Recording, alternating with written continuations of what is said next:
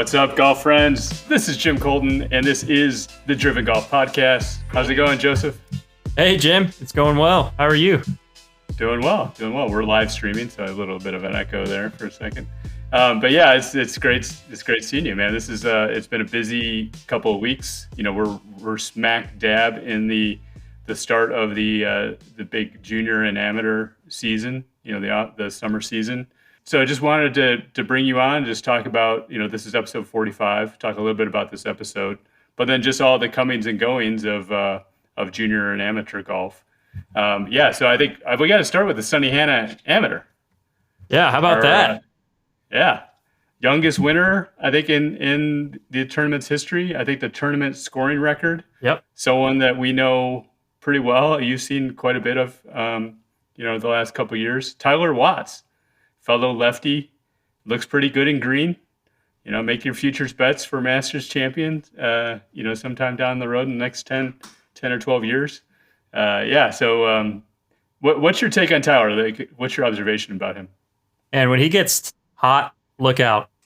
I mean, he was making birdies in bunches. To be 19 under this 4-day tournament was incredible. I mean, being the champion and wearing that green jacket, you know it's got to get him excited. And I don't think it'll be his last green jacket he ever wears. So hopefully the next one he's wearing pants, though. It's the blazer and shorts is a different look there.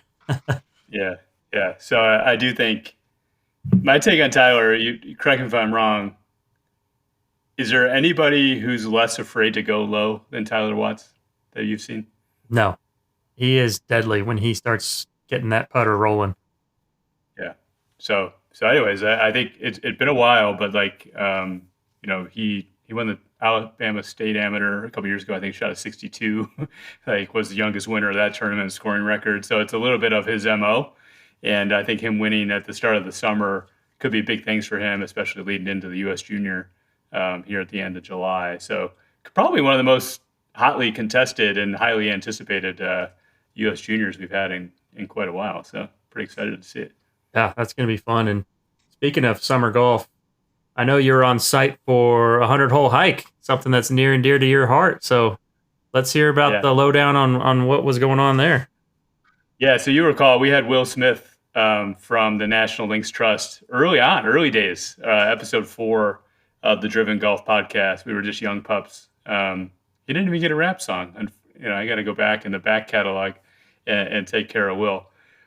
Yeah, they've been doing this the hike for years. I've known Will for a long time. Him and Mike McCartan, the co-founders of the National Links Trust, really doing great work, like taking over the municipal golf courses in the District of Columbia.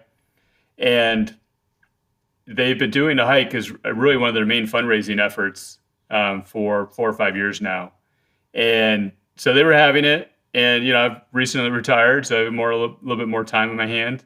I also have a son who goes to George Washington University, so it was a good excuse to get out and see him. And I was like, yeah, I'll come out. I'll help out. I'll just come out and caddy, whoever needs a caddy. So I saw Will and Mike off. They teed off just a few minutes after 5 a.m., but they had caddies already lined up. So the second group came on the tee, and I was like, hey, do you guys need a caddy? And the guy's like, I'll take a caddy. So CJ, his sister actually won the Epson tournament, her first professional win, like the day before. CJ Wagner, her name's Sam Wagner. So that was kind of cool. And he was like a +2 handicap. I think he shot like 25 under par for 100 holes. So I would say like it really got my blood pumping. Like I tweeted the following day. I've been a few years removed from actively running the hike now, probably 7-8 years removed from it now. And it just made me realize that maybe there's like a whole new generation of 100-hole hikers out there. Like my days of hiking, walking 100, playing 100 more holes in a day is long gone. My ankles feel like they're in cement 24/7. But I'm more than happy to caddy, and I'm more than happy to help get these things up and running for the next generation.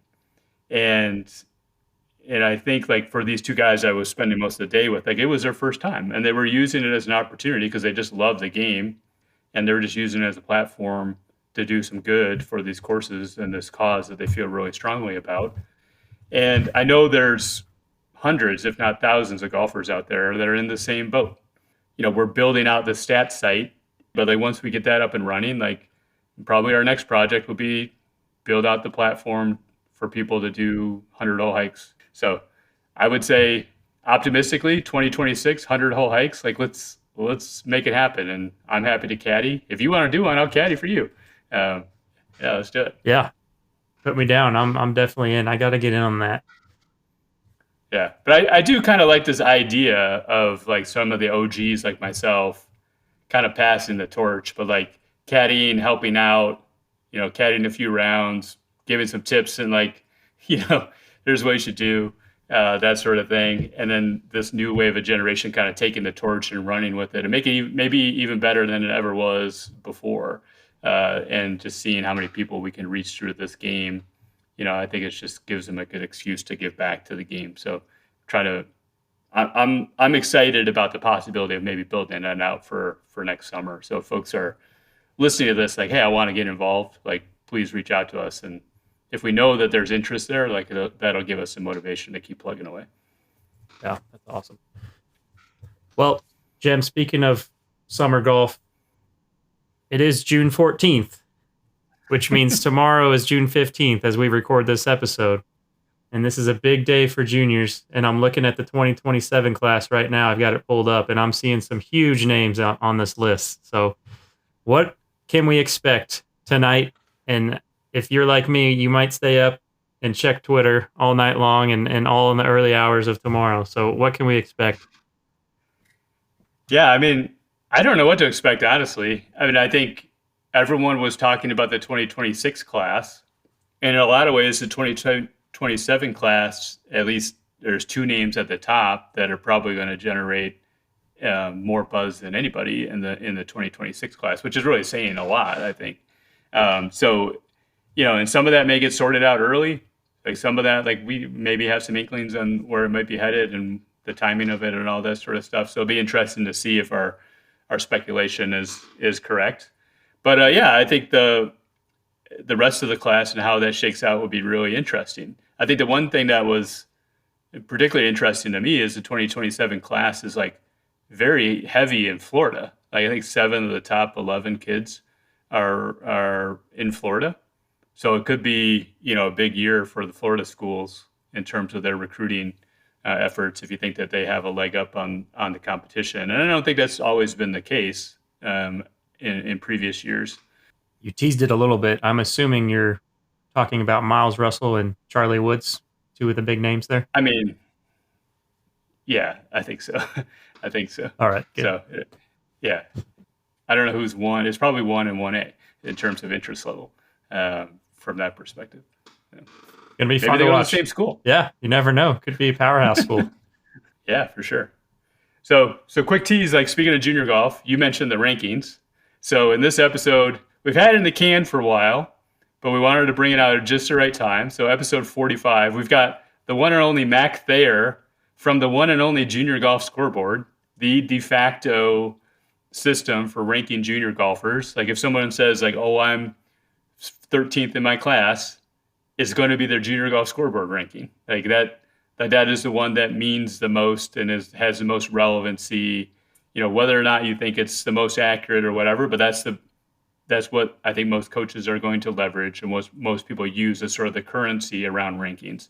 And so we use this opportunity to talk about with Mac, just sort of the background and how it all came about, some of the myths, like some of the background information in terms of like the course adjustments and all that sort of thing.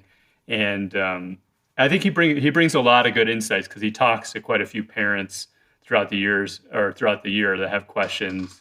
They wonder how it all works. And so he's seen it all. He's heard it all. And I think mostly is, he's also here to help kids and want to see them succeed. So I think it was a really nice conversation. And then, this episode in particular might be one for parents to get kind of up to speed on not only Junior Golf Scoreboard, then also our angle of attack with Andrew. We talk about just like that healthy parent instructor relationship, the lines of communication, like trusting the process, when it's working, when it's not working, that sort of thing. So I think, we just try to get real with that conversation and leverage a lot of Andrew's expertise. Yeah, that's great. And if listeners missed the last episode, we are open for business. We got you on the job full time now. So please don't be afraid to reach out to us. We're here to help. Yeah. Well, as a matter of fact, we just had you're like, hey, if anyone has questions on yardage books, I'm happy to have it. We had a session last night with a junior and their parent or his parent on the ins and outs of yardage books. So that's our idea of fun on a Friday night. Yep. Yeah, we're really excited to see how this thing goes, and hopefully we'll see folks and fans and listeners this summer on the amateur and junior circuit. So, awesome. Really appreciate the time, Justin. Yep. Thanks, Jim. Mac Thayer, welcome to the Driven Golf Podcast. How are you doing? Doing good. It's a little chilly here in Richmond today, but we'll manage. It's chilly here in Texas as well. Yeah, it's unseasonably cool. Yeah, so Mac is the founder of Junior Golf Scoreboard. So anybody who's involved in the junior golf scene, whether it be a player, a parent, coach, etc., JGS is the absolute gold standard. It's the source. It's the thing. Whether people like to admit it or not, folks like myself, we tend to obsess over rankings and implications of rankings. It's very, very important. And you guys do a wonderful service keeping track of tournaments all around the world, really. And we'll definitely get into it in this episode because I'm very interested to know how all of this comes together and how it all started. So Mac, you said you're based in Virginia. I recall reading that you had a son who played through the junior golf scene. Is that basically the origin story of how all this came together? Well, a little bit. I mean, he took up golf at a young age and got really involved in competitive junior golf. And actually, back when we started, which was more than 25 years ago, was really at the time Al Gore said he invented the internet. So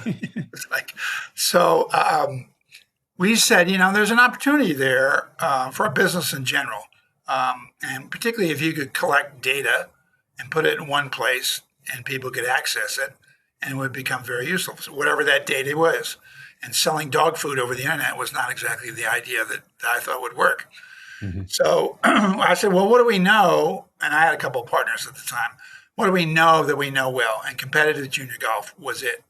And it was a real struggle to get to know where tournaments were being held, how to enter them, what they were going to cost, what the dates and all that kind of stuff. So we said, well, why don't we build a database online and try to find every single junior golf tournament being held, multi-day stroke play in the United States, and just build this database. Kind of build it and see if they would come, and they did, because it was a hassle. And so, we had everything on there. We had, dates, time, place, who to call, and all that kind of stuff. And that was back in the day when the tournaments were still doing paper applications.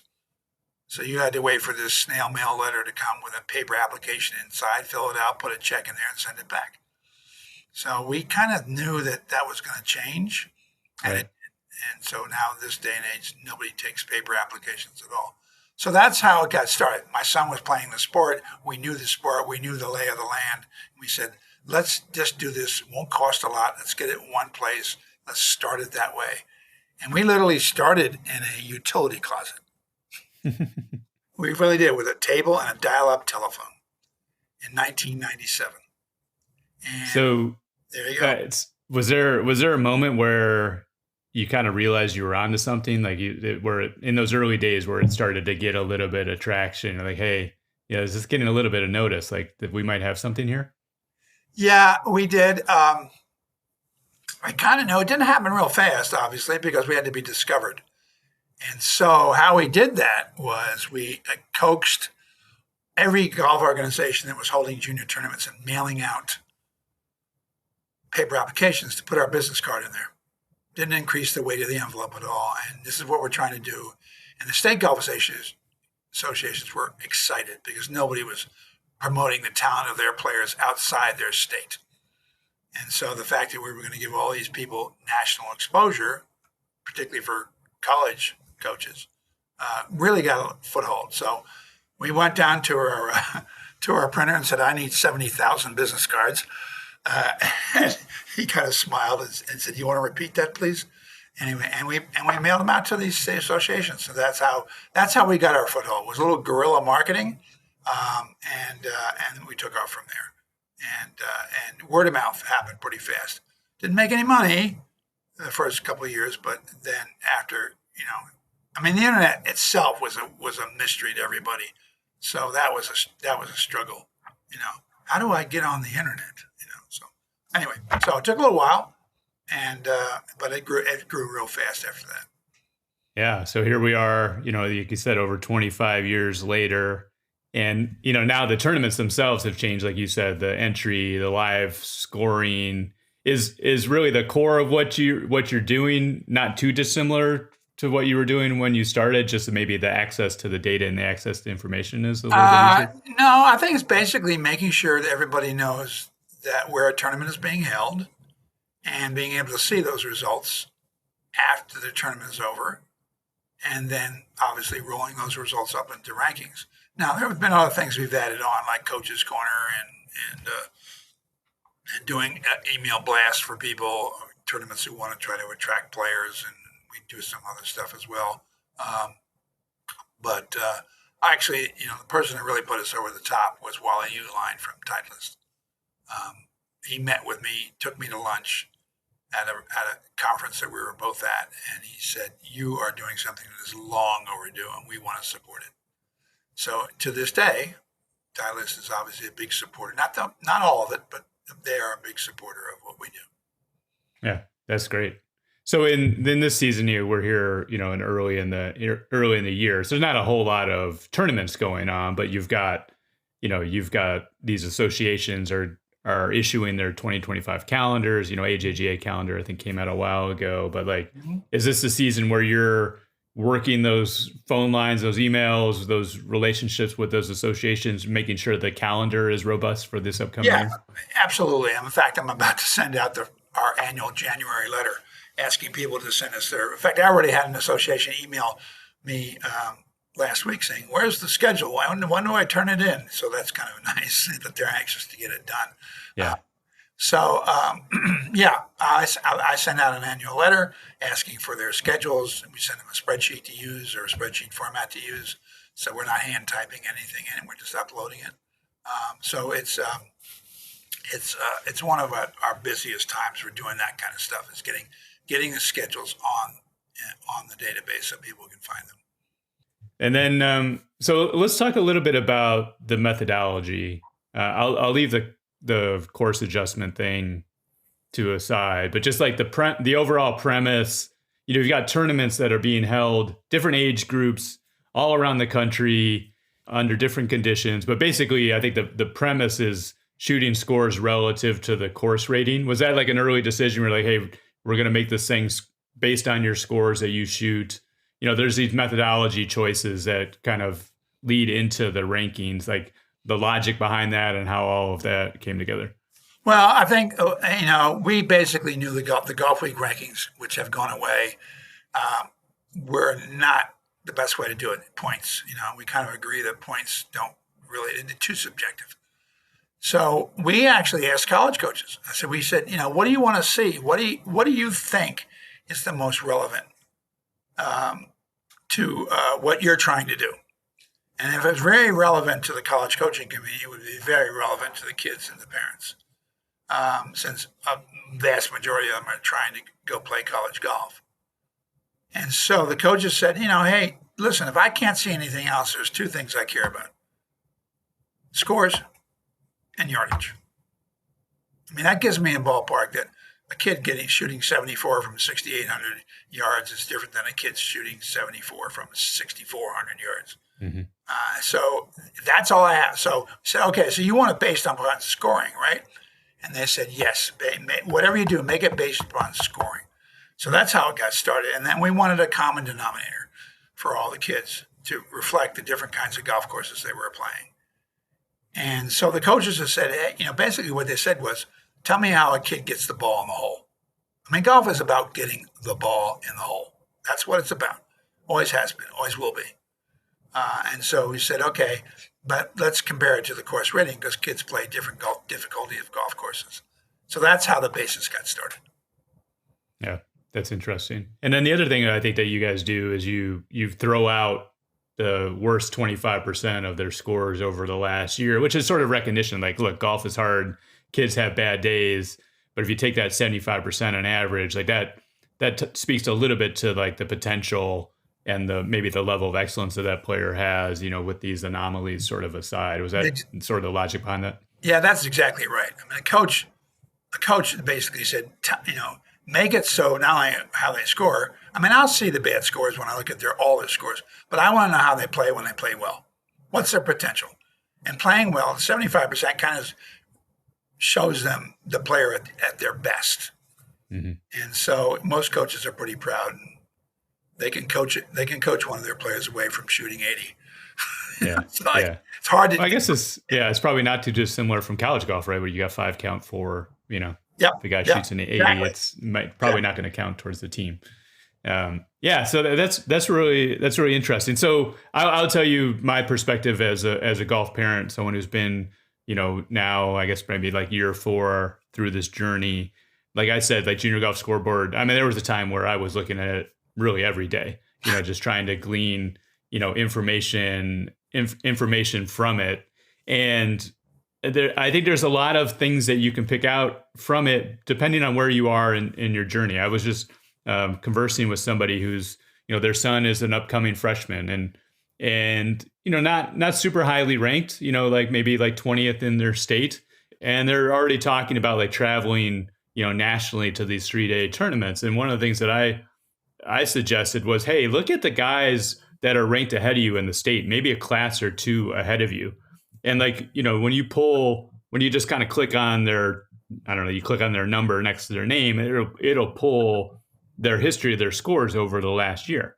Yep. And I think if you do that enough, like you can get a sense of sort of what this junior golf journey looks like for these kids that are ahead of you. So it may not be in that kid's best interest to go play in a national event where he has maybe very little chance of succeeding. Maybe that's 2 years down the road. Maybe that's 3 years down the road for that particular kid. But maybe the next step is to perform well in these regional events or bigger regional events where there's a deeper field and like showing that you kind of belong there. And that might be a 2-day event, right? And then eventually you kind of know when the right time is to start graduating. So like I always used it to kind of look at the kids that were sort of maybe like a half step or a full step ahead of where my son was and get a sense of like, what are the tournaments that these kids are playing in?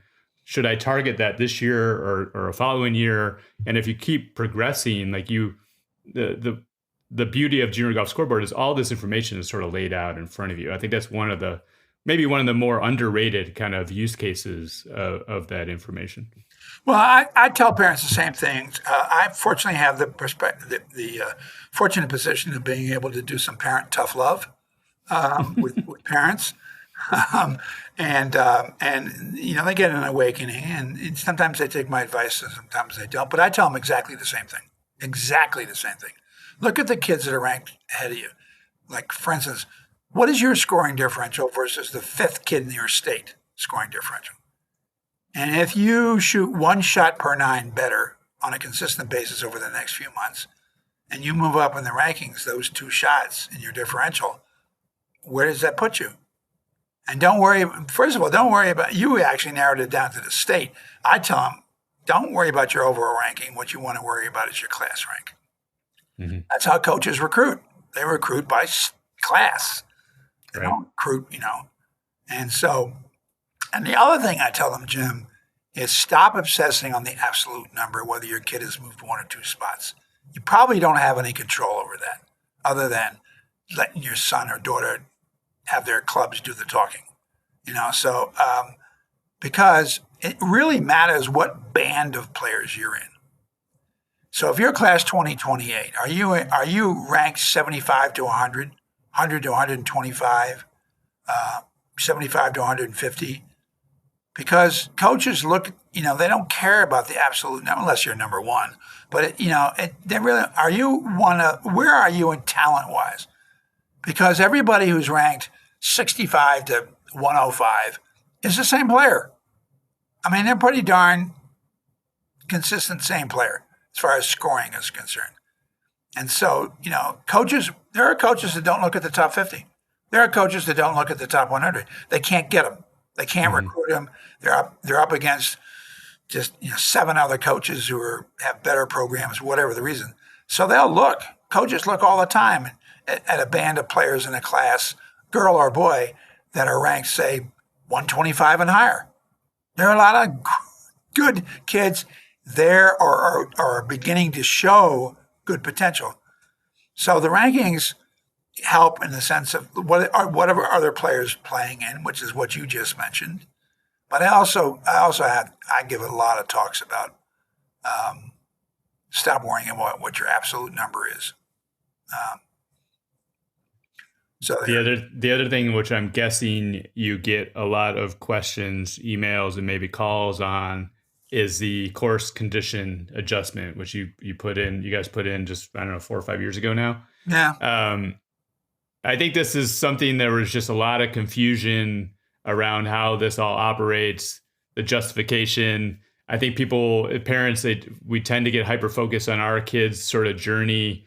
And when the tournament results come out, maybe, I don't know, people with these conspiracy theories that somehow the Mac Thayer has it in for my kid.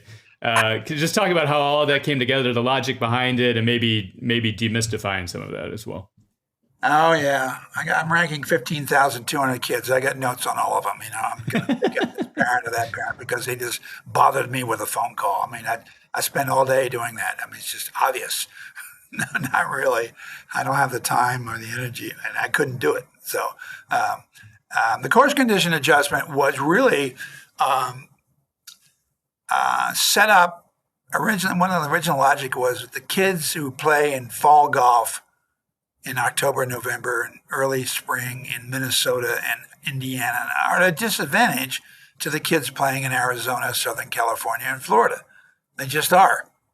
And so it's kind of a north of the snow line, south of the snow line kind of first part of our thinking. Right? But then it just became a question of, and then on top of that, even the kids in Florida, the wind comes up at 4 o'clock in the afternoon or 3 o'clock in the afternoon or during the day and it's blowing 30 miles an hour on a beautiful, sunny day, or the tour has set the course up really tougher, which the AJGA does, sets it up tougher, and it's not set up according to the rating of the golf course when it was done. Pins are put in easy places, pins are put in tough places. The rough hasn't been cut for a week. The fairway's soggy, the fairway's rock hard and fast. I mean, and there just had to be some way to kind of even that out. And that was the motivation behind the course condition adjustment. Yeah. Has nothing to do with the tournament director calling me and saying, oh, it was 40 degrees and blowing at 30 miles an hour. Here's my adjustment for the day. No. Tournament directors have nothing to say about it. Well, I think it's, like you said, it's like a systematic, you have a methodology, you run these tournament scores through that methodology, and it sort of dictates whether or not it's a +1 or +2 or et cetera, right? There's no real bias or human at the wheel behind that thing. No, it's just a statistical analysis.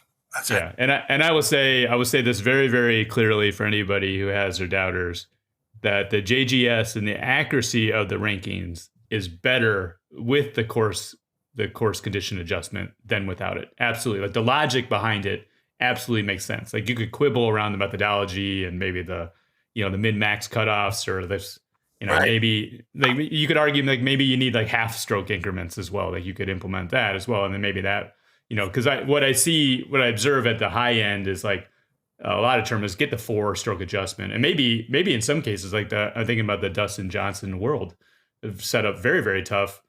It might actually warrant a higher than 4-stroke adjustment, right? So golfers that are playing that might actually truly be at a disadvantage, relative to other the other thing too that optically is tough to handle. Well, we kind of set 4 as a maximum and 2 as a minimum for taking away shots. Yeah. The one courses are playing in lay down, what I call lay down conditions. Where does those numbers come from? My head. I'll admit, I'm transparent. It's just judgment. Right? It's just judgment. And then what happens is that the kids who play a lot of AJ, now the AJGAs get a lot of adjustment, but they really don't. When I wish I had that little piece of paper in front of me. I looked at all the AJGAs, and only 30% of them, maybe 40% of them, got 4-shot adjustments. The rest got 0s and 1s and stuff like that. Mm-hmm. But be that as it may, the top tournaments, the Western, the Dustin Johnson, the Scott Robertson, the maybe Junior Worlds, maybe not Junior Worlds, but I mean these tournaments. Oh, the U.S. Junior, okay, the U.S. Junior. Yeah, for sure. Usually they re-rate the course when they set it up, so I don't have to change that very much. But that can happen as well. Those they're looking to separate out the field. They just are. And so anyway, so they'll get adjustments, but it's not a statistic. Well, mathematically, we do 3,800 tournament titles, and every one of those tournaments has 2 competitions inside of it at least. So we're up against somewhere close to 9,000 different competitions that we're looking at, and overall, we've back checked it, back calculated it several times, and it's not perfect. It's never going to be perfect, but it's pretty darn good. And it's the same for everybody. And it's done the same way for everybody. So. Yeah. Yeah. And it's hard to argue if you just glance at the top 50 kids that those kids aren't deserving to be, those are the best kids. Yeah. That's the other thing I was going to say. Optically, a lot of people are squawking about the best players getting all those adjustments, and their differentials have gone from -4 to -7, and they're kind of like really amazingly, like Blades Brown when he was ranked with us, he's not now. He had 8 straight birdies on Friday. Yeah, on Friday. Pretty good. 8 birdies in a row at a pro tournament. Now, I don't know what course that was on, but give it as it may, I don't think anybody else had 8 birdies in a row. Anyway, but the point is, it looked like our top players were getting inflated. And so we looked at that and we said, okay, do we not give them the stroke adjustments because they're good? No. They played the course, right? And they beat the course. So why would they not get credit for that as well?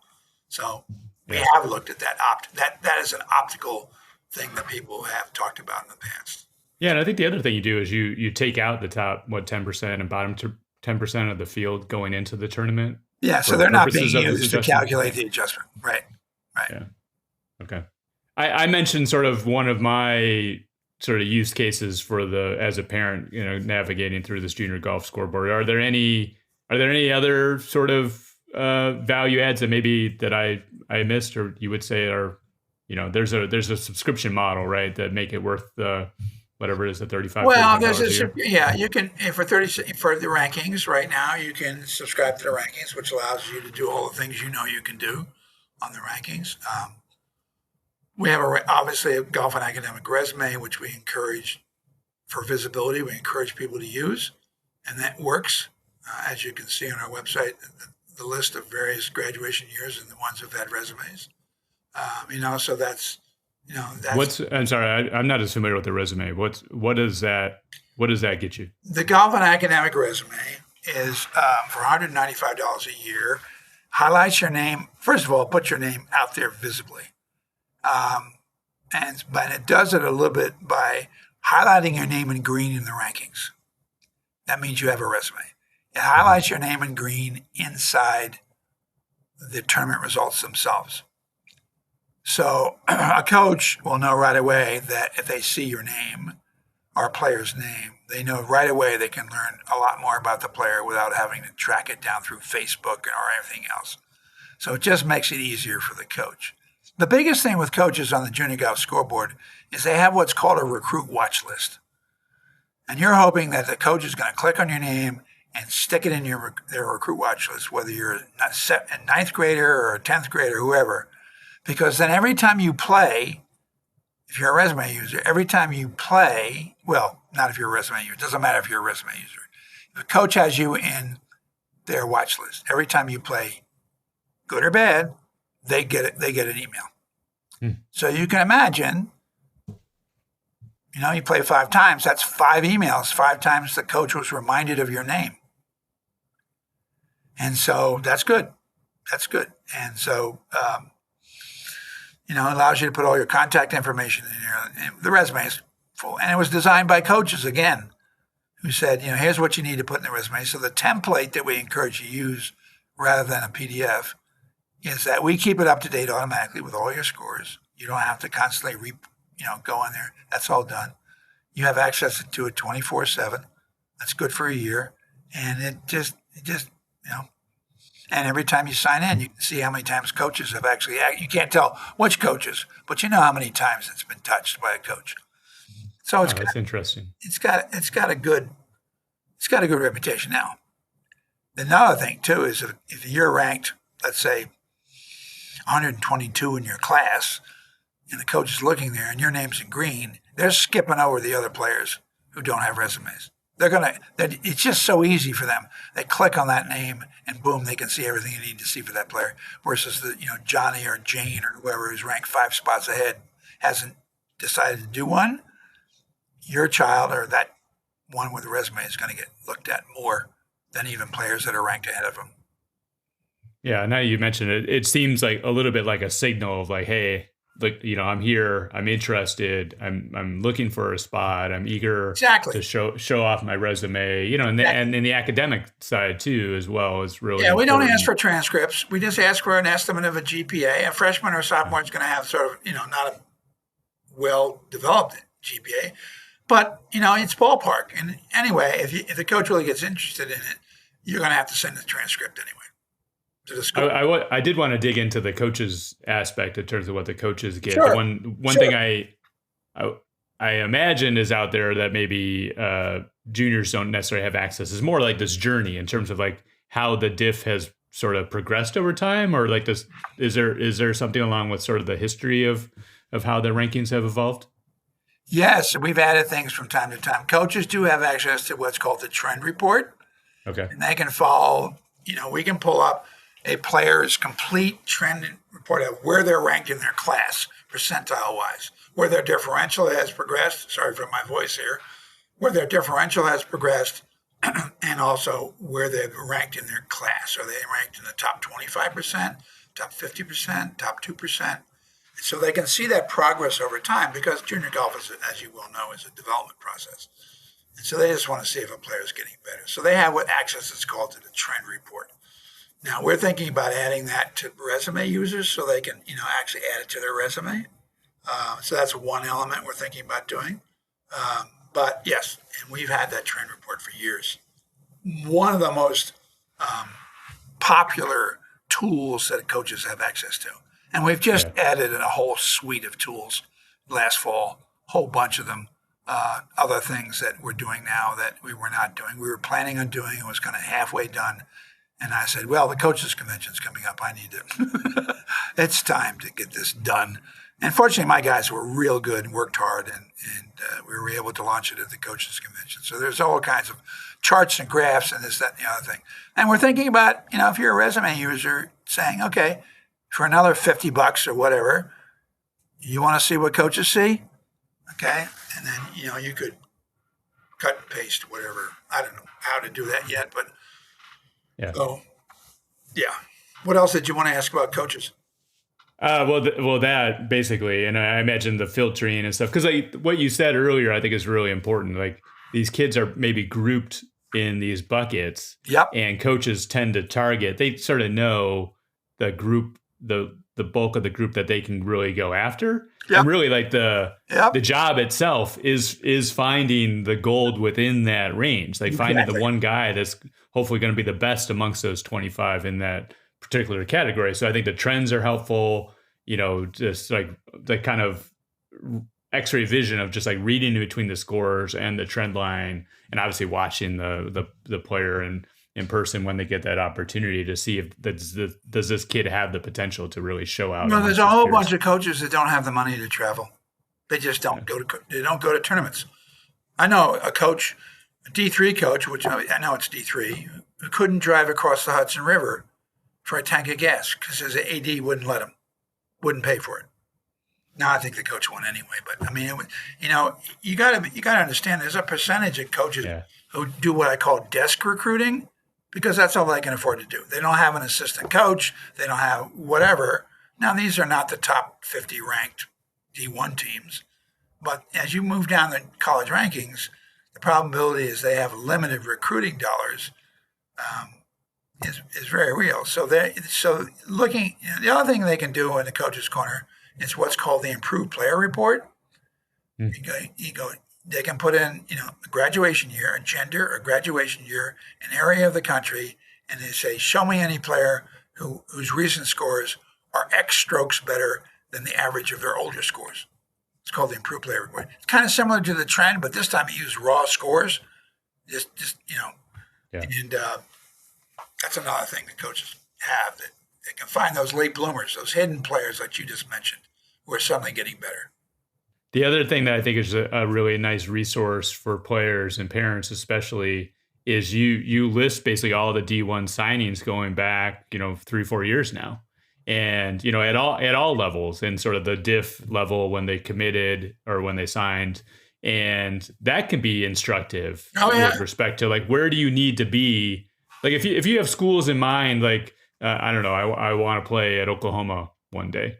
Well, like you can look at their recent recruits, their recent commits, and see like, okay, well, I need to be 20th in my class or better. Like, okay, now I need to lay out a roadmap that's going to help me, get that, if that's sort of your goal. And maybe you realize, oh, maybe that's unattainable. Like, let's look at schools that are maybe down the next tier level that might be more reasonable and more approachable and more like a reasonable, realistic target. I think that's a really good resource for people to just dig into that information. It's all readily available. Yeah, and the thing with some parents, and it's a minority of parents, that are that obsessed, but they try to manage their kids' schedule in order to get somehow better ranked. First, or they go to play certain courses. I'm going to play this course because whatever. Well, no, you can't. No. You're going to go play in the Western Junior because you got invited to the Western Junior, because previously at other tournaments you've demonstrated your talent. And you just can't walk into the Western Junior. You can't just walk into the U.S. Junior. You can't just walk into the AJGA Invitational. That's not the way it works. You got to play. And I use this expression too much. You got to get the ball in the hole to where you're entitled to play in those tournaments. You just don't sign up for them, So anyway, people get all obsessed about strength of field and trying to manage that, and that's impossible to manage. You can manage it in the sense, don't play in small fields. That doesn't help you, But just spend your time and energy finding out why your kid 3-putted 4 times consistently. Yeah, it doesn't do you any good if you play in that tournament and then you basically expose that you don't have the skill level to hang with those players you're playing against. You don't. And there was somebody the other day, I think, one of Tiger's 5 rules. No double bogeys, right? It's not rocket science. You want to play them. That's true in my golf game. I'll tell you right now. My son, Dad, you got to keep the big numbers off your card. Duh. So, it's like, it's no double bogeys, no bogeys on par 5s, whatever Tiger's 5 rules are, it's no 3 putts. So if you follow Tiger's 5 rules, you're probably going to play pretty darn well. Yeah, your diff and your ranking will take care of itself over time. Absolutely. So you mentioned maybe this obsession about the ranking and how it leads into decision making around tournaments, courses, etc. I do think that there's maybe like this dark underbelly of Junior Golf Scoreboard. I don't think it's intended, but what we tend to see maybe a little bit more, so maybe these like strategic WDs, because the hyper focus of the implication of this one bad round into the ranking. Is this sort of like the bane of Junior Golf Scoreboard's existence? Well, like how to manage this problem? Well, I think there has been out there for a while this concept of gaming the system, right? And we've been kind of the focus of that, of gaming the system. I don't know how they can do it. I mean, if you play in a tournament and you play one round, and you sign a card. That's going into the system. Whatever round you sign for and they publish goes into the system. If you walk off the golf course, or you don't show up the second day, or you decide not to play the tournament because you're having a bad day, bogey flu, we encourage, can't require, but we encourage every junior golf organization to document that correctly so that we can publish it on a player's record. Now, the AJGA lets you get away with one. You do a second one, you're not playing AJGAs, at least for a while. So that's their way of doing it. What we do is we put it in your record and it shows up for a year. So if you shoot 76 and then you go no card the second round, the tournament should report that to us as a no card. And we'll put it in there, 76, no card. And as the coach looks over your record, one WD, okay, you were sick, fine. More than one mark on your card? Yeah, I don't want to play. I don't want to sit in the coach's office during a campus visit and the coach looks at and says, explain this to me. Yeah. Well, it goes back to exactly what we said, right? They're looking at a cohort of players. And if you're competing against a guy who may be actually slightly lower ranked and they haven't WD'd from a single tournament, and you've got multiple over your history and they have it in front of them, they're trying to pick the guy that's going to stick it out, right? Not quit when things are going tough. So I think this decision is maybe short-sighted in the moment, worrying about the number and less so about the message that it sends, right? Yeah. And also, I think quitting after one day, even if you're not playing well, I honestly think one thing that's great, if you see a kid, maybe they open with an 81 and then they go shoot 70. Absolutely. No chance. If you quit, you can't bounce back. Yeah. You can't. There's no chance for a bounce back. And that's what coaches do notice. They know it's junior golf. They know you're going to shoot some number that's higher than or a lot higher than what you normally shoot. But it's that's why we do the 75%. Okay, of your best. All right, coach, it's junior golf. You're 15. You're 16. They get it. But what they don't get is you're not finishing the tournament. I mean, it just makes no sense at all. And everybody out there who's involved in the sport all agrees 100%. We just got to get the tournaments to tell us when it happens. And unfortunately, that's kind of hit or miss sometimes. But you know what else, Jim? The other thing I'll say is this. We track right now in the rankings, I think it's over 15,000 players, right? And then there's a bunch of players who don't have enough tournaments to be ranked. So maybe they got 3 tournaments, right? And they're not in the last year, and so they're not eligible to be ranked. So let's say there's another couple thousand of those. If it's a 1% problem, it's 150 families. Mm-hmm. Right? It's 150 families. You may have 2 or 3 families you know about in Texas, and somebody else may know 2 or 3 families in Florida. But it's a 1% problem. So we're doing our very best to keep this game as a game of honesty, integrity, and discipline. We sing that song all the time. But when it gets to 1%, there's no real system. Now, I will say this: somebody has made a suggestion of how to maybe. I was going to go there. Yeah, there is one way to do it, and that is to count that round as a throwaway round, which would drag in your next highest differential as part of your. Yeah. I think that would clean up a lot of it, and even if it is small, I think a lot of that sort of in the moment decision around the implications of this bad round. All of a sudden, I get to wipe the slate clean. I think kids would tough that round out, and maybe more kids would come back if that incentive. Yeah, if they come back for round 2 or not being in the show, right? Yeah. Exactly. Or the worst is no cards. Yeah, so I would advocate for that change. I think that would be, let's do it. Let's decide right now. Let's do it. As a professional commentator in the world of junior golf and a junior golf dad. Yeah. Is there anything else? I'm going to put you on the spot here. I didn't prompt you with this one. No. Go ahead. You've got decades of experience around the junior golf scene. I want to give you the opportunity. Like someone's like, hey, Mac, you've got all this experience. We're going to name you the global commissioner of junior golf. Like what would be some changes and some messaging that you would deliver to impact the game in a positive way? Wow.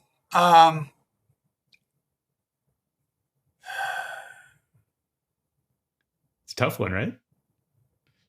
Well, I think the challenge is I certainly wouldn't change any of the rules of golf. I wouldn't change anything about why the game is played or this and the other thing. I think it's you have to earn your way into the best tournaments. I think that's a good system. It's minor league, major league. I think you have to do that. I think that's good. I think that as long as everybody's there are no referees and no umpires out there. I mean, you have to call the rules on yourself. I think probably doing more to inspire the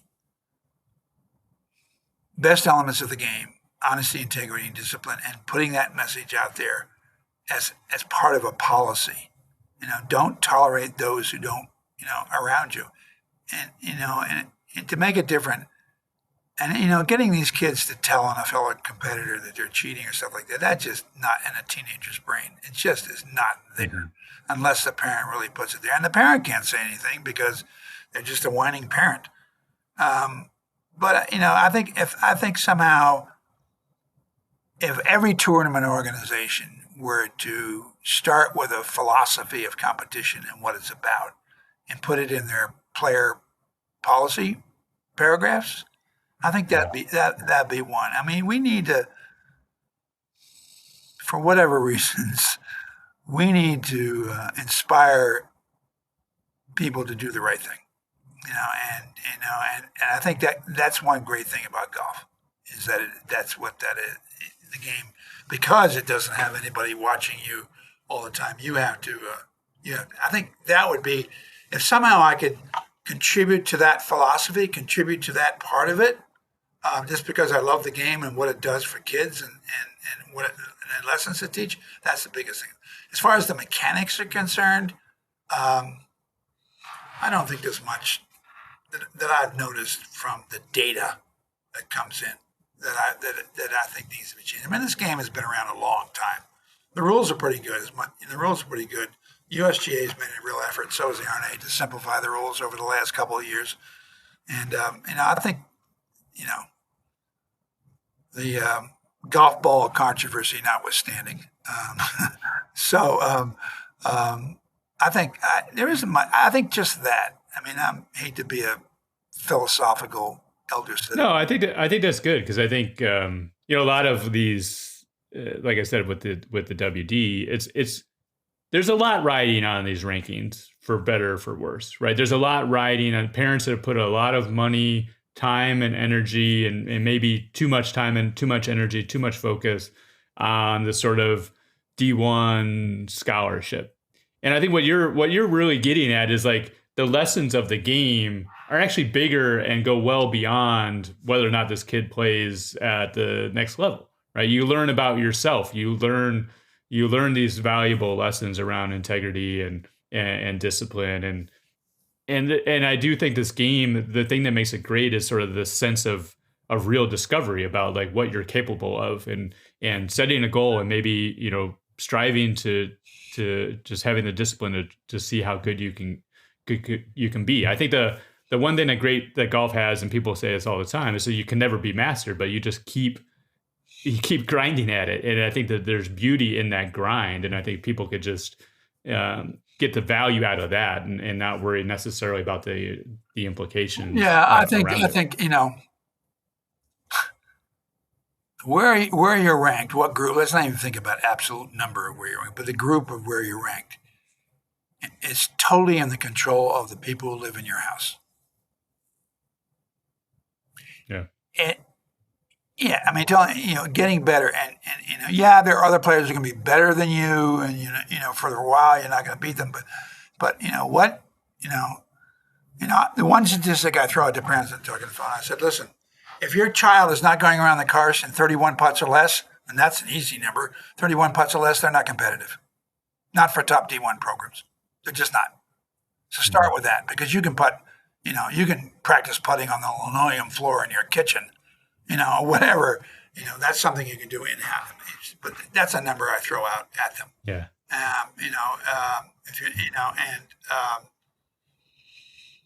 So it's really,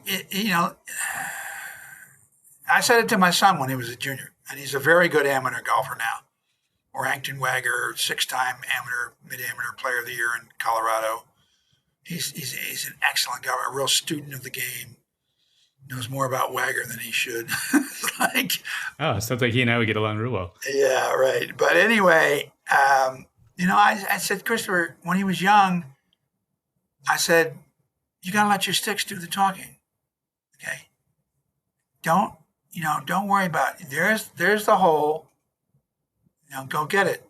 And one of the things I tell parents too that I did when Christopher was struggling, going to AJGAs or whatever he was struggling, I said, how about we do this? I hate to be this tough, but how about we don't go to any tournaments until you shoot 275s or 150 total for 2 consecutive rounds on your home course with no pickups, no gimmies, no nothing. Yeah.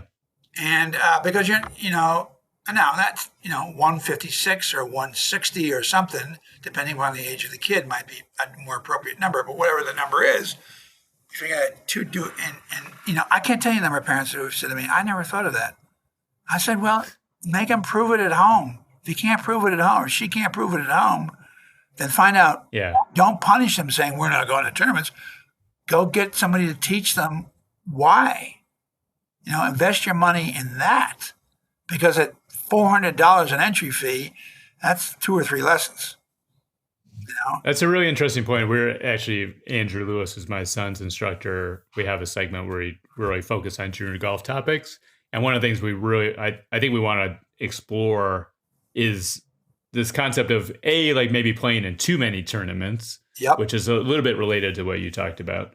And then actually, I think being okay not playing in tournaments. Because again, I think with the obsession with the rankings and maybe the obsession with these kids that are ranked ahead of you, if that kid's in a tournament, you feel like, oh, I have to be in this tournament. I have to compete against these players. And I will say, if you can like let go of the notion that that you have to play in a tournament and it's actually okay to not play in this particular tournament and maybe take a couple weeks off, because like you said, like maybe your form's just not that great. Like you might be doing yourself a disservice by trying to force through and play in this tournament versus like, hey, maybe let's go just focus on a short game for a few weeks and get it back, like get the form back, and you're ready to go. So, I think that takes a lot of maturity and discipline to be able to make those types I'm not a decisions. fan of playing more than 2 in a row. I'm sorry, I'm not. I tell parents, all right, take 2 in a row and let the kid get in the swimming pool for a week. I mean, that's another thing. Swimming is bad for your golf. I mean, it's like, no. It's like these old wives' tales. Not when it's 100 in Texas, So anyway, but it's, yeah. Oh, the other thing I would do about competitive junior golf, and this is just more of an editorial, is these tournaments have to start focusing on heat indexes. You cannot put a kid out there in 110 heat index. I'm sorry. These are kids. These are kids. A bunch of beer drinking buddies who want to go out and have a good time, fine. But these are kids. And these tournaments have to figure out a way to, not do that. And the U.S. Junior this year is in Texas, Dallas. Yeah. In July. Yeah, I know. Yep. I mean, I don't know. Anyway, but I've already done my news and views editorial about that. So. Well, let me ask you this. You mentioned USGA. Uh-huh. You guys established, I think, some sort of formal relationship with the USGA around their U.S. National Development Program. I was just interested to learn a little bit more about that. But I think to me, that's just like a vote of confidence, coming from an organization like the USGA, that you guys are on the right track. So how did that all come together? Basically, they approached us. Well, that's not entirely true. I had a meeting with Heather at the coaches convention in 2023, I think. Yeah. And I said, I want to help. If we can help, let me know. And she said, well, your organization actually came up in a discussion, so I'll be in touch. So did I kind of present us as an option? Yes, but I didn't pursue it any further than that until she called, and we became what's known as an industry supporter. And so we are providing them with historical data. Nobody has the data we have going back. How good was Jordan Spieth when he was 13? How good was Justin Thomas when they were 14? How good was Lexi Thompson when she was 12? Those kinds of numbers, nobody has them. We do. So they're building some analysis algorithm models to be able to see if they can predict the potential of a kid when they're 13 or 14 or whatever. And so, and because they want, obviously they could take the top 10 kids in the rankings and go off and running. And as you know, the national team, youth team has done pretty well. But they want to go further than that. They want to find. So now that's why they've gone to the states. Yeah. To have the states nominate kids.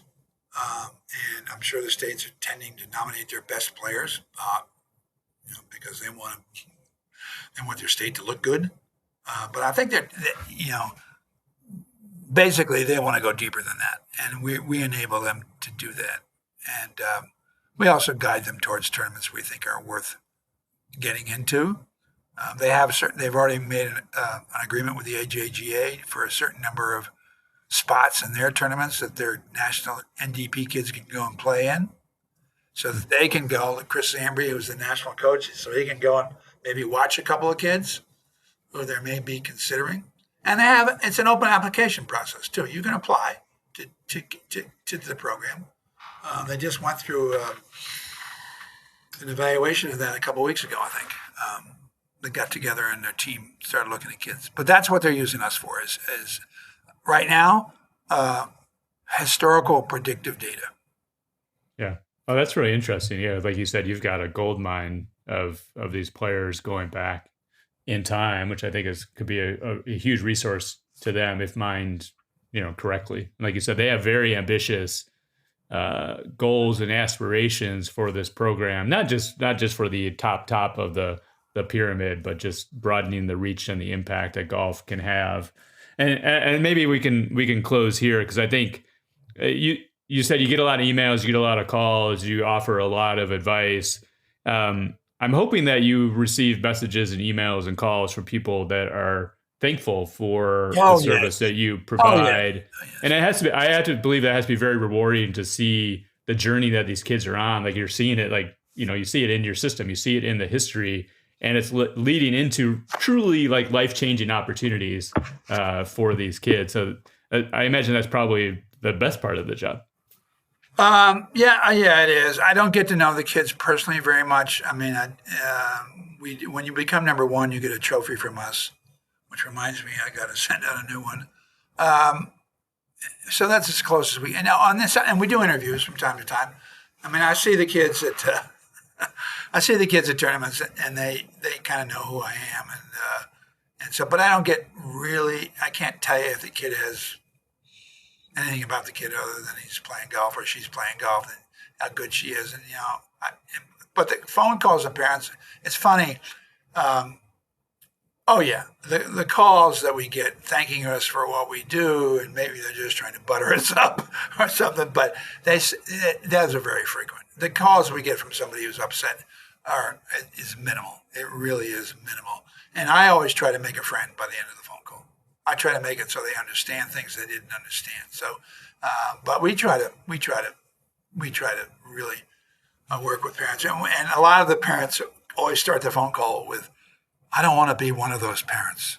And I always kid them. I said, "You already are." Anyway, so but most parents, 99% of the parent calls we get and emails we get are just so appreciative. And then, we answer all our emails by the end of the day. Yeah. I mean, that's one of the things we are complimented for a lot, is how quickly we respond to people's inquiries. Yeah, I can attest to that. And I want to close here, but just adding another one to the pile. I just thank you for everything you've done, for junior golf in general, but even like answering my questions around the nuances of the course adjustment and, whether or not some tournament, like when some tournament is going to come online, like that sort of thing. I think you've been extremely helpful there as well. So yeah, Mac, I really appreciate everything you're doing for the junior golf landscape. And look, I'm really excited to see how this thing grows and evolves, with the USGA development. Those are, like I said, life-changing opportunities. Yeah, we're hoping to someday get the Junior Golf Scoreboard rankings eligible for some exemptions into the U.S. Junior. That would be awesome. Not a lot, but from time to time there are some top ranked, say 20 boys or 20 girls, that could be exempt. They're very good and could be exempted in the national championship. But I'm not making a big issue of it. I just think that that there's an opportunity there, and maybe especially because some of those kids may not even be Wagger ranked. They may have slipped through the cracks on Wagger. Or they're not going to a one-day shootout. Yeah. It doesn't, whatever the reasons are.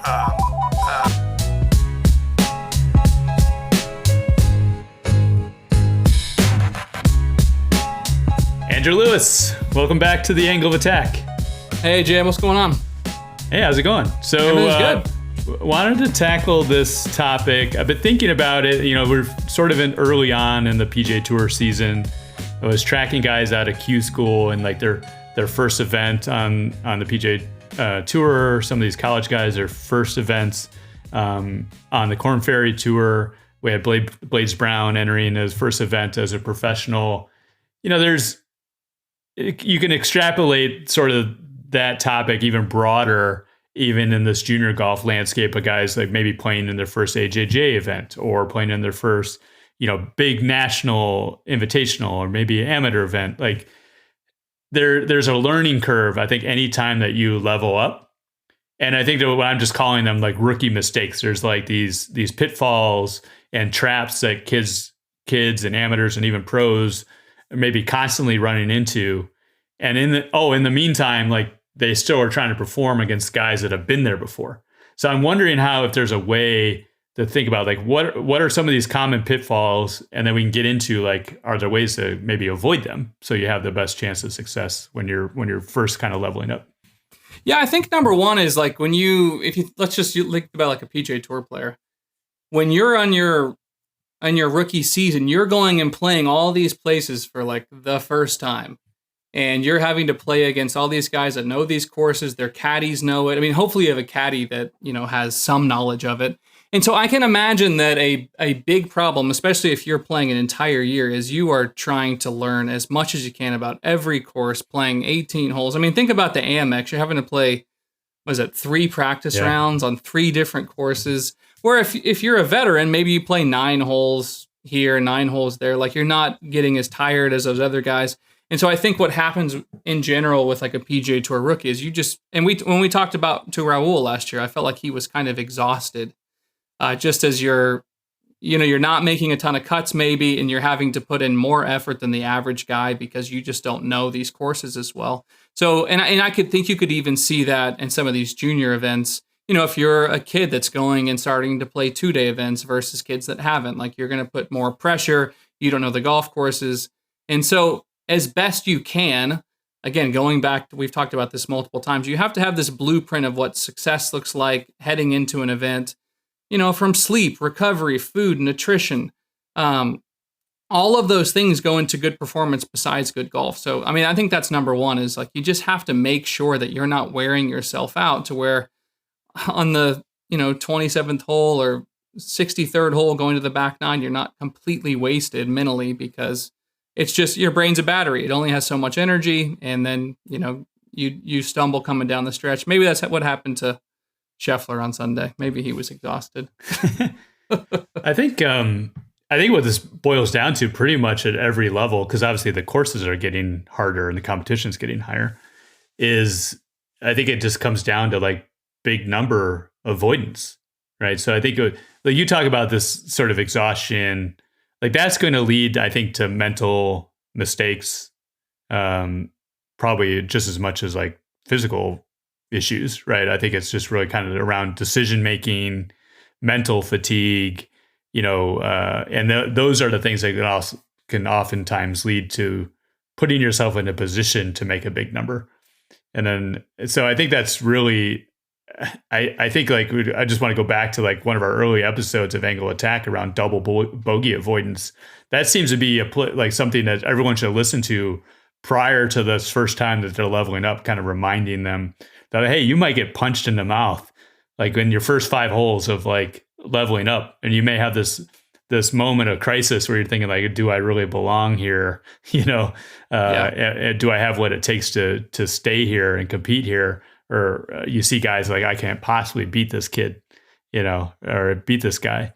And you need to just kind of keep chipping away at it. And you realize like, hey, I belong, you know, like you said, these things that you can control, just realizing that you can compete and maybe letting go of some of these other things, making it like not making it mean more than what it is. Like these are difficult things to solve for. But I think once you get there, like if it all goes well, like you sort of realize that you're there, that you belong there, then you're able to compete with the best golfers, and then you move on to the next stage. And like that's a lot what this junior and amateur golf landscape looks like, is like you just keep on, you keep on leveling up. So anything related to like from a golf prep or golf skill standpoint that really helps avoid these rookie mistakes?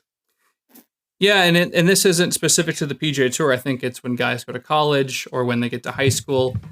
We reach these levels and then we think, now I need to develop this skill. Or you go play practice rounds, or you play with one of the top players in the world. You just go, they hit a 2-iron so much better than I do, or they hit it so much higher than I do, or they have so much better putting than I do. They have a broomstick putter. I need to get a broomstick putter. And so you just start, you lose your conviction of like, honestly, like how I got to this point. And you basically start changing everything. And not everything, but I think the more that you realize what makes you good and like your individuality, and that you're not going to look like everybody else, and that your skill set has a certain blueprint of how it's going to win or perform well. And it's not going to look like if you're 5'6" with 165 ball speed, but you're trying to be Rory, like that's just not going to happen. Like that's not how you got to the PGA Tour. So that doesn't need to be some focus. Speaking back to Raul, right? He gets on the PGA Tour. What did he start doing? He started doing speed training. I don't think he had done speed training prior to that. If he had, he didn't mention it, because it's like, man, these guys hit it really far. Like I better hit it further. And so not that that's a bad thing, but like it's easy once you level up to just start questioning everything. So I think, is there a healthy level of questioning that has to happen? Probably. Yeah. Like going back to talking about a reflective state, like I should be reflecting on my golf game. What's not good enough to like be able to stay on the PGA Tour, or if I'm not making qualifying at my college or my high school team, obviously something has to change. But you also don't want to be chasing something because you're like, I wish I could hit it like that or something like that. That's probably the biggest pitfall I see. Like when people come to me and say, I need to do this or I need to do that better, it's not necessarily born out of their performance as much as they just desire for something else. I think it really boils down to not necessarily like the distance. I think people are probably going to want to be chasing, but I think it's like, I need to change everything, or I need to change my stock shot shape, right? Because somebody, or trajectory or whatever. I mean, I can think of dozens of examples of promising careers that have become unwound, because of that line of thinking or that lack of conviction about like what got them there is not going to be what keeps them there. Yeah. And like you said, you might just show up and like everybody's ball sounds different than mine. Like that, some of that may be real, some of that may just be perceived, and you may be a little bit starstruck, playing with guys that maybe you thought like, I never thought I'd get here, and all of a sudden you're playing with these guys. Like I've been tracking and following this guy for years, and all of a sudden I'm paired up with him. And really at any level, like that could be the guy in your local tour that's 2 grades ahead of you that was winning everything 2 years ago, and all of a sudden you're on that same landscape. But yeah, I think it's really interesting. I think that maybe this is a time to talk about this. Like, one thing I've been thinking about a lot is, can you get the wrong voices in your head? Like I think about like college coaches. do they, what they recruited you for, do they truly believe it? Like that's what's going to continue to make you great? Or do they have some may have a tendency to be a little bit meddlesome, right? So I think that even like, especially the college, because like you're being thrust in this position where you are playing with and every day being surrounded by 8 or 9, super competitive, high level golfers, many of which are maybe better than you when you show up at campus. Like, how do you navigate that? That seems like a potential pitfall for sure. Yeah, whenever I was having this conversation recently with someone who's committed to go to a pretty good school, and when you're a kid or you're a player and you have this sphere of influence around you, you look at certain people as authorities. Like, you're the coach at a certain school, you must know what you're talking about, and you are authority now in my life. I need to listen to you. And unfortunately, not only in golf coaching, but I can only imagine in college coaching, there's just a lot of misdiagnosis out of good intentioned, loving advice that is terrible. And unless you have, I deal with it on a daily basis of whether it's a parent or maybe they see someone else for something or this, unless you can prove it, it's just not very good advice to be listening to everybody.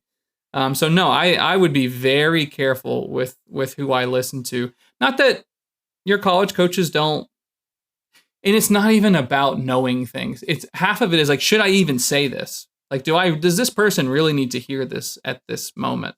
I go back to the example of when someone's putting bad and you're on a college team and you have a good putter on the team. And then what do you do? What putter do you use? And then you change your putter. And then your coach sees you putt bad the next day and they start changing your setup. And then, the assistant coach changes your grip and tells you your ball position's off. And none of them have videoed the stroke. They've done no Sam Putt Lab. They're just kind of throwing ideas around and hoping it sticks. And before you know it, after 2 or 3 weeks, your putting claw with the broomstick, with the ball off your left foot and your face, you got your glove on, you got a hat, you got a ball marker on your hat clip. I don't know. You go completely off and you're I don't know how I got here. And that's where having a relationship with a lot of times with your coach, that's the reason I think guys like Jordan and Rory, have their coach from when they were a kid, because it's a trusted voice. I know they're not going to lead me astray. Now, with that said, there are tons of college coaches, I'm sure, that are super helpful. The point is, as a player, you have to have discerning ears to know, is this BS? Should I really be listening to this? And have a vetting process, or else, you're going to go down some really, really weird roads. And on the episodes with John Fields, when Chuck Cook said, I'm really glad I never got Jordan because I would have messed him up. I think a lot of people could have that mindset of man, I really, maybe I know what to say, but what I might tell this person might mess them up. And you don't want to be known as someone who's going to mess somebody up. At the end of the day, not saying anything is totally fine. Yeah, it can be very powerful. I would say the other thing, soapbox there. I was yelling again, but that's okay. So I'm going to get on my soapbox. I think the one thing, getting back to this sort of leveling up, I think the numbers really help in this conversation, because you can look at a time when you were playing really, really well, maybe at a lower level. And what I like to do is categorize. I look at 10 round rolling averages. And for every year for my son, basically have this, what I call a peak, a peak 2024 performance. This is when you were playing your best golf. And I think when you level up, there are going to be sort of these tendencies to make some of these rookie mistakes, as I mentioned it's going to show up in these different categories. It might be your par 3 greens in regulation just dropped off a cliff because now you're playing 220 yard par 3s and you weren't before, or whatever the case may be. Or the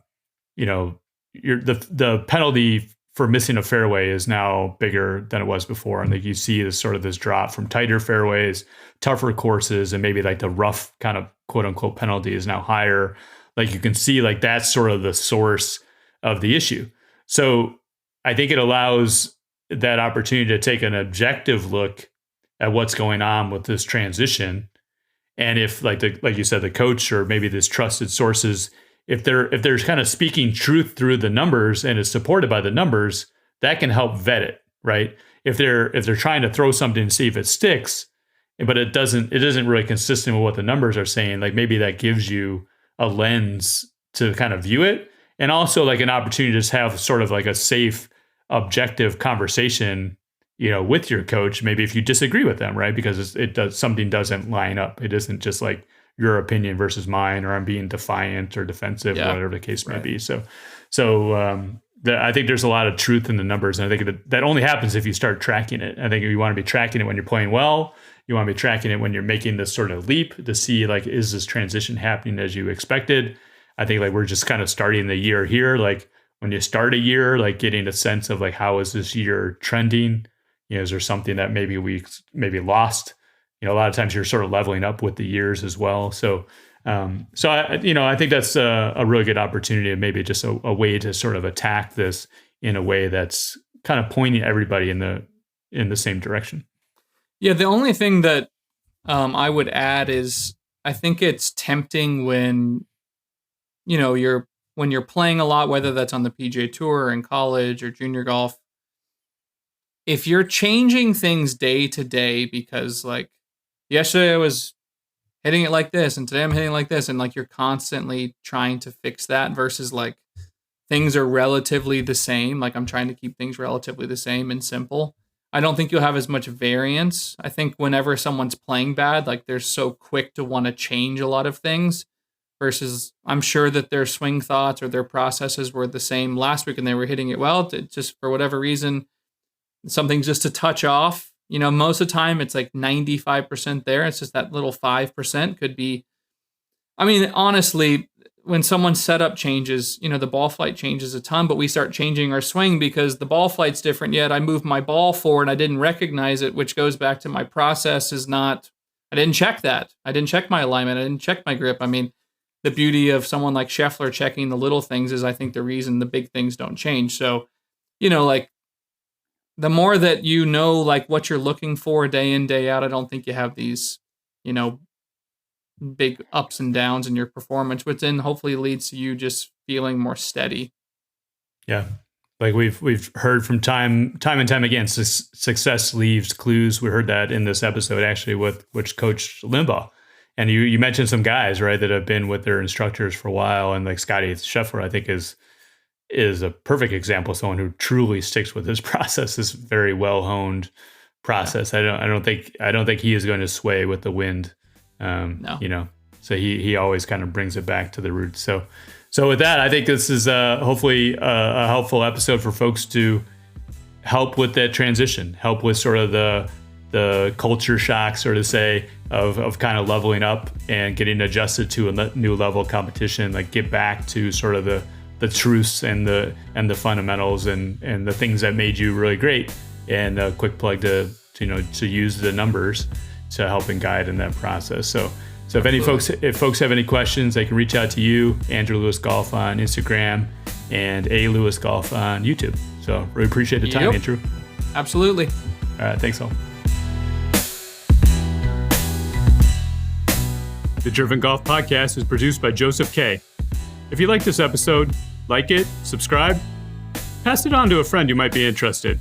It really helps us out a lot. We'll be back in a couple weeks with the next episode. Until then, remember, in this great game, the journey is the gift. Enjoy the journey. You come at the king.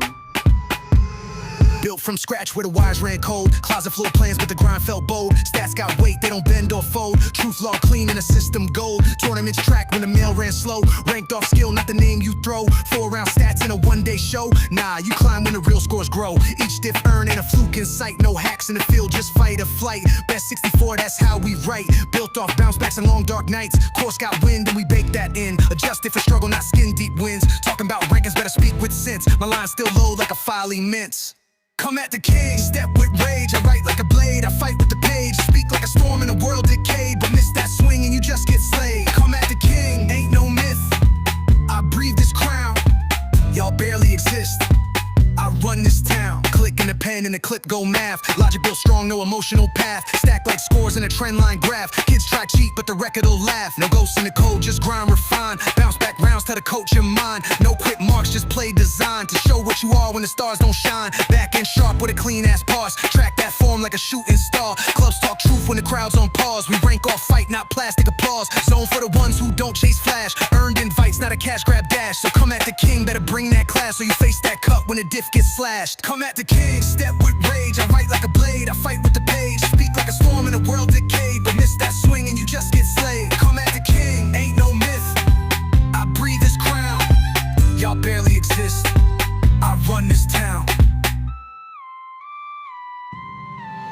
Come at the king, step with rage. I write like a blade, I fight with the page. Speak like a storm in a world decayed, but miss that swing and you just get slayed. Come at the king, ain't no myth. I breathe this crown. Y'all barely exist. I run this town.